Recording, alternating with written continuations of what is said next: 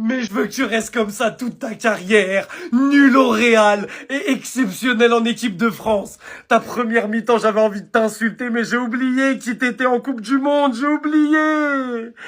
Pardon, j'ai oublié que t'étais dans cette compétition. T'as plus de buts que Pelé, Messi en Coupe du Monde, t'es fou. T'es complètement fou. Après Messi joue cette nuit, hein, on se calme. La première mi-temps était horrible de la part de toute l'équipe et je pensais qu'on allait se faire fouetter en deuxième. Mais la deuxième, on a remis le pied sur le ballon et on a tous été monstrueux. Sauf un. De qui je vais m'occuper dans une autre vidéo. Ah pardon, il y a lui aussi, qui est complètement fautif sur le but et qui doit jamais prendre ce but, même si heureusement aujourd'hui, ça nous a pas coûté cher. Je peux pas continuer ce débrief sans parler de ce fou furieux. Parce que ce mec-là, si Mbappé met pas son deuxième but de fou, c'est l'homme du match. Parce que dès qu'il y avait quelque chose de dangereux qui arrivait de la part de l'équipe de France, c'était Olysée. Et le premier but d'Mbappé, tout est dans la passe d'Olysée, même si la finition, elle est exceptionnelle.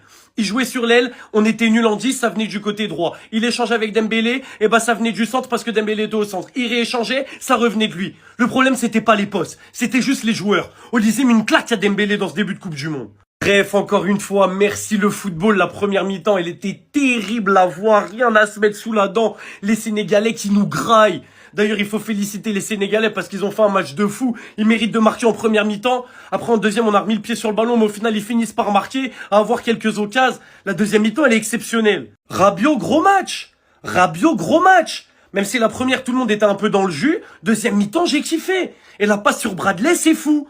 Et Bradley qui rentre à la place de Dembouz, il fait des différences directes. La première mi-temps m'a réellement fait peur au sujet de l'équipe de France sur cette Coupe du Monde. La deuxième mi-temps m'a effacé beaucoup de mes doutes. Parce que comment on a joué 1000 pieds sur le ballon et dominer une équipe comme le Sénégal qui est très dur à aller jouer, c'est trop fort. Tu m'enlèves juste Dembélé de ce 11 et tu me mets Barcola ou Cherki et on est parfait. Magnifique, les 3 points, ils sont exceptionnels, ils font du bien.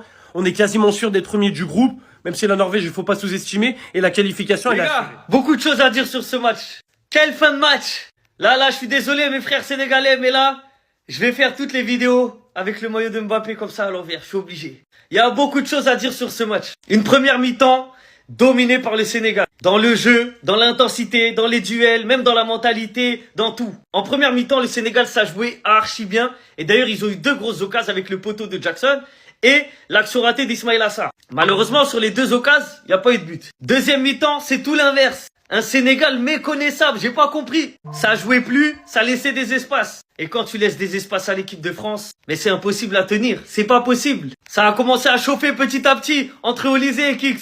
Il y a eu cette première occasion où ça joue à quelques centimètres sur une super passe d'Olysée et Mbappé il est proche de la reprendre. Quelques minutes après, rebelote, on reprend les mêmes. Olysée qui délivre un caviar à Kylian dans la profondeur, dans le trou, et Kylian qui finit. Et à partir de là, c'est terminé, tu peux plus rien faire. Tu perds 1-0, t'es obligé de te découvrir encore plus, il y a encore plus d'espace. Barcola, il rentre et avec sa vitesse, il vient exterminer le Sénégal. Une magnifique passe de Rabiot en profondeur sur un superbe appel de Barcola. Barcola qui fait un piqué à Mendy. Et malheureusement, Mendy peut rien faire. Et pourtant, c'est Mendy qui maintenait le Sénégal en vie en seconde période. Juste avant les buts, il a fait 2 grosses parades. Ça chauffait, ça chauffait. Mais maintenant, Mendy peut pas tout faire. Les gars, Edouard Mendy peut pas tout faire. Et à un moment donné, l'attaque de l'équipe de France est beaucoup trop forte. Quand t'as Olysée comme maestro, qui délivre que des caviars. Quand t'as Mbappé, qui fait que des appels dans la profondeur. Et que t'as des joueurs comme Barcola qui rentrent, comme Cherki qui rentrent. Ça devient insoutenable. La défense du Sénégal était obligée de craquer. Et malgré la réduction du score de Mbaye, dès qu'il rentre, il réduit le score pour 2-1. Juste après, t'as le Kix qui te met une frappe de 25 mètres, 30 mètres. En mode, calmez-vous.